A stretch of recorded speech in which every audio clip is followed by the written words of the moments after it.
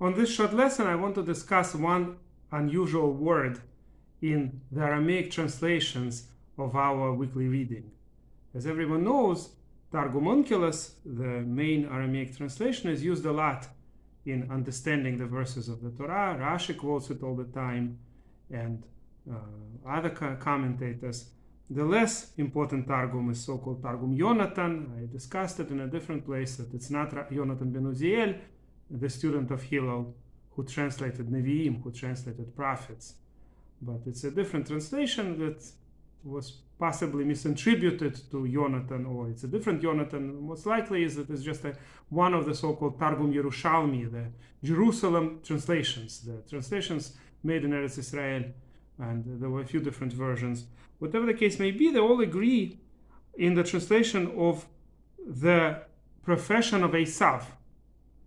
The Torah says that once Yaakov and Esau grew up, it became clear that they are very different from each other. And Esau chose himself a profession that it says he was Yodeh Tzayid Ish Sadeh. He knew how to trap animals. He was a man of the field, literally. And interestingly, the translation in Aramaic, both in Targum Onkelos and in Targum Yonatan, is that he became the man. Really, we don't really have vowels in the Aramaic Targum, of course, but usually it's the vowels put for this word is something like נחשירכן. What is this נחשירכן? There were a lot of different possibilities offered. It's discussed already in the Rishonim. The Tosafot in Tractate Baba Kama discusses it on 92nd page. Right now, the cycle of Daf Yomi started Baba Kama, so in a few months they'll get to this place. There's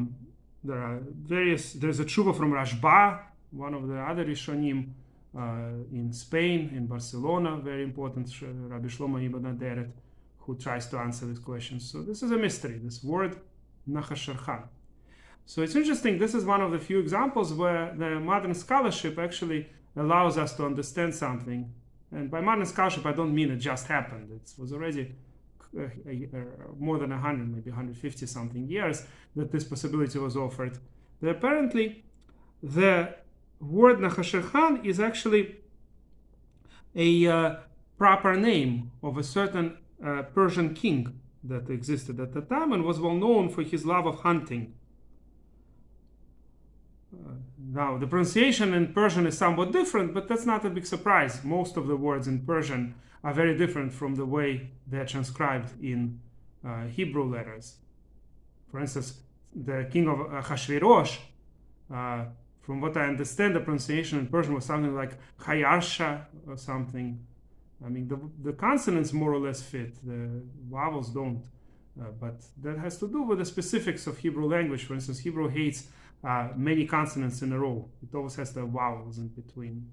There's just one of the examples. And there are other reasons why words are transliterated differently. For instance, in English and in Greek and other languages, this king was called Xerxes, with two X's, with two X's in Greek. So there are all kinds of variations in the name, but there was a king, Khusro Anachshvan, that sounds sort of similar to this word here, and it was known that he loved hunting. And he was well known among the Jews at the time, so it could very well be that the Aramaic translations used this proper name as a kind of, it became a general word. The proper name became a general word for hunters. So that's just one interesting small idea that I wanted to tell you for as another small Dvar Torah on this week's Parsha. And on this I'll end. Please subscribe to our channel.